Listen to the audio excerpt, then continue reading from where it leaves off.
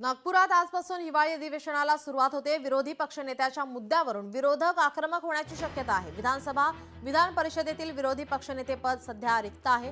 काँग्रेसकडून विधान परिषदेसाठी सतेज पाटलांचं नाव चर्चेत आहे, तर ठाकरेंच्या शिवसेनेकडून भास्कर जाधवांचं नाव हे चर्चेत आहे। आजपासून हिवाळी अधिवेशनाला नागपूरमध्ये सुरुवात होत आहे। मात्र अधिवेशनादरम्यान या ठिकाणी विरोधी पक्ष नेताच नसल्याने विरोधक या मुद्द्यावरून आक्रमक होण्याची शक्यता आहे। वारंवार विरोधी पक्ष नेता या ठिकाणी नियुक्ती करावा यासाठी वारंवार विरोधकांकडून मागण्या होत आहेत। मात्र हे हिवाळी अधिवेशन आता विरोधी पक्ष नेत्याविनाच होणार का याकडे सर्वांचं लक्ष लागलेलं आहे। याच मुद्द्यावरून विरोधक आक्रमक होण्याची शक्यता आहे। विधान परिषदेतील विरोधी पक्षनेते पद सध्या रिक्त आहे, तर दोन नावं सध्या चर्चेत आहेत। काँग्रेसकडून विधान परिषदेसाठी सतेज पाटलांचं नाव हे चर्चेत आहे, तर ठाकरेंच्या शिवसेनेकडून भास्कर जाधवांचं नाव हे चर्चेत आहे। तर आता या संदर्भात आता विरोधी पक्षनेता हा निवडला जाणार की नाही याकडे सर्वांचं लक्ष लागलेलं आहे। या संदर्भात मुख्यमंत्र्यांना प्रश्न विचारला असता तर हे सर्व विधानसभा अध्यक्ष आणि सभापती यांच्यावरती निर्भर आहे। त्यांच्या निर्णयाकडे आता सर्वांचं लक्ष असेल। तर यंदाचं हिवाळी अधिवेशन हे विरोधी पक्षनेत्याविना होणार का याकडे आता सर्वांचं लक्ष लागलेलं आहे। मात्र या मुद्द्यावरून विरोधक वारंवार आक्रमक पाहायला मिळतात, वारंवार मागणी करताना पाहायला मिळतात। तर आता या पहिल्या दिवशी सुद्धा विरोधी पक्ष नेत्यावरून विरोधक आक्रमक होणार का याकडे सर्वांचं लक्ष आहे। याच संदर्भात उपमुख्यमंत्री एकनाथ शिंदे काय म्हणालेत आपण पाहूया। सरकार पूर्णपणे त्यांच्या चर्चेला उत्तर देईल। जरी विरोधी पक्ष संख्येने कमी असला तरी सुद्धा आम्ही त्यांना अंडर एस्टिमेट नाही करत आणि त्यांना आम्ही गांभीर्यानेच घेऊ। तसं म्हणजे आम्ही लोकशाहीमध्ये विरोधी पक्षाला देखील त्यांचाही मानसन्मान ठेवणारे आहोत। फक्त एकच आहे की लोकांच्या प्रश्न राहिले बाजूला, विरोधी पक्षनेता द्या, विरोधी पक्षनेता का देत नाही, विरोधी पक्षनेता का नाही। मुख्यमंत्र्यांनी सांगितलं होतं की ते अधिकार अध्यक्ष आणि सभापतींचे आहेत। संख्याबळ जरी कमी असलं तरी आपण विरोधकांना या ठिकाणी बोलण्यासाठी संधी देणार। मात्र जनतेच्या मागण्या सोडून या ठिकाणी विरोधक वारंवार विरोधी पक्षनेता निवडा या संदर्भात वारंवार मागणी करताना दिसतात आणि या संदर्भात आता उपमुख्यमंत्री एकनाथ शिंदे यांनी टीका केलेली आहे, टोला लगावलाय। तर विधानसभा आणि विधान परिषदेतील विरोधी पक्षनेते पद सध्या रिक्त आहे। काँग्रेसकडून विधान परिषदेसाठी सतेज पाटलांचं नाव चर्चेत आहे, तर ठाकरेंच्या शिवसेनेकडून भास्कर जाधव यांचं नाव सध्या चर्चेत आहे। त्यामुळे आता यंदाचं हे हिवाळी अधिवेशन विरोधी पक्षनेत्याविना होणार की विरोधी पक्षनेता यावेळी निवडला जाणार याकडे आता सर्वांचं लक्ष लागलेलं आहे। तर मुख्यमंत्री देवेंद्र फडणवीस यांनी विधानसभा अध्यक्ष आणि सभापती या संदर्भातील निर्णय घेतील असं म्हटलंय। तर आता या संदर्भात विरोधक वारंवार मागणी करताना पाहायला मिळतात।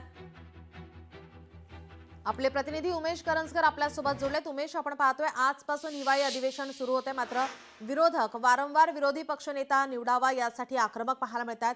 याच मुद्द्यावरून सुद्धा विरोधक आज सुद्धा आक्रमक होण्याची शक्यता आहे।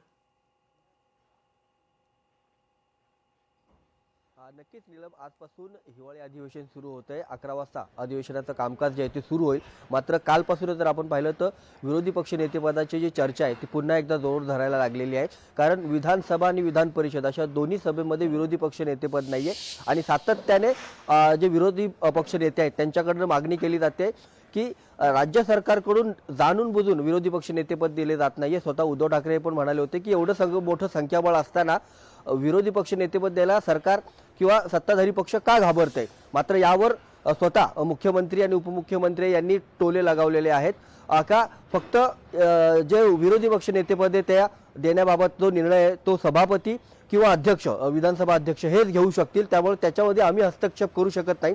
तर उपमुख्यमंत्री एकनाथ शिंदे म्हणालेत की यांना फक्त खुर्ची दिसते, यांना फक्त ते पद पाहिजे, यांना जनतेसाठी काम करायचं नाहीये. अशा प्रकारे त्यांनी स्पष्ट केलेलं आहे की यावेळेस देखील विरोधी पक्ष नेतेपद जे आहे दोन्ही सभागृहातलं ते विरोधी पक्षाला मिळणार नाहीये. त्यामुळे पहिल्या दिवसापासूनच दोघांमधलं जे सत्ताधारी आणि विरोधी पक्ष याच्यामधलं वातावरण जे आहे ते थोडंसं अजून आक्रमक आणि तिखट होताना आपल्याला पाहायला मिळते. थोड्या वेळातच आता जिथे मी उभा आहे हे रेडी सिम्पली हॉटेल आहे, तिकडे सर्व सत्ताधारी आणि विरोधी पक्ष जे प्रमुख नेते ते इथे राहतात ते इथून निघतील. स्वतः भास्कर जाधव जे विधानसभा विरोधी पक्ष नेतेपदासाठी जास्त आग्रही आहेत, त्यांचं नाव देखील चर्चेत आहे आणि याआधी विरोधी पक्ष नेतेपदासाठी त्यांचं नावही जे पत्राद्वारे सूचित करण्यात आलं, मात्र अद्याप त्यांच्या नावावर देखील शिक्कामोर्तब झालेलं नाहीये आणि ते आता या सगळ्या संदर्भात काय बोलतात हे पाहणं तेवढंच महत्त्वाचं असणार आहे. मात्र विरोधी पक्ष नेतेपदावरून पहिल्याच दिवशी राजकारण तापणार एवढं मात्र नक्की आहे. जी, नक्कीच उमेश, आपण पाहिलं तर याच मुद्द्यावरून काल जर आपण पाहिलं तर अधिवेशनापूर्वी चहापानाचा कार्यक्रम असतो. या चहापानाच्या कार्यक्रमावर सुद्धा विरोधकांनी बहिष्कार टाकला की विरोधी पक्षनेत्याला हे निमंत्रण देण्यात येतं, मात्र हे निमंत्रण त्यांना पोहोचलं नाही कारण विरोधी पक्ष नेताच नाहीये.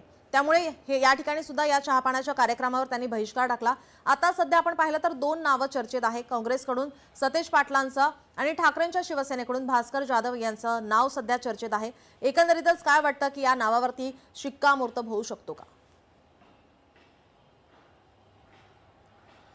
जसं विरोधी पक्ष नेतेपदांनी पत्रकार परिषद घेतली आणि विरोधी पक्ष नेतेपद द्यावे अशा प्रकारची मागणी केली होती आणि त्यानंतर त्यांनी चहापानावर बहिष्कार टाकला. मात्र ज्यावेळेस मुख्यमंत्री आणि उपमुख्यमंत्र्यांनी पत्रकार परिषद घेतली त्यावेळेस त्यांनी स्पष्ट केलं की विधान परिषदेमध्ये सभापती आणि विधानसभेमध्ये अध्यक्ष हेच या सगळ्या संदर्भात निर्णय घेऊ शकतील.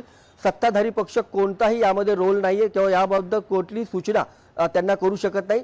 त्यांच्या मर्जीप्रमाणे म्हणजे अध्यक्षांना आणि सभापतींना ज्यावेळेस वाटेल त्यावेळेसच हे पद दिले जाईल. त्यामुळे यावेळेस किंवा या अधिवेशनामध्ये दोन्ही सभागृहाला विरोधी पक्ष नेते पद मिळेल का याबाबत अजूनही शंका आहे. त्यामुळे विरोधी पक्ष साहजिक आक्रमक होईल कारण पहिल्या अधिवेशनापासूनच सरकारला 1 वर्ष झालेलं आहे. त्यावेळी जेव्हा पहिलं अधिवेशन झालं त्यावेळेस नागपूरमध्ये झालं होतं आणि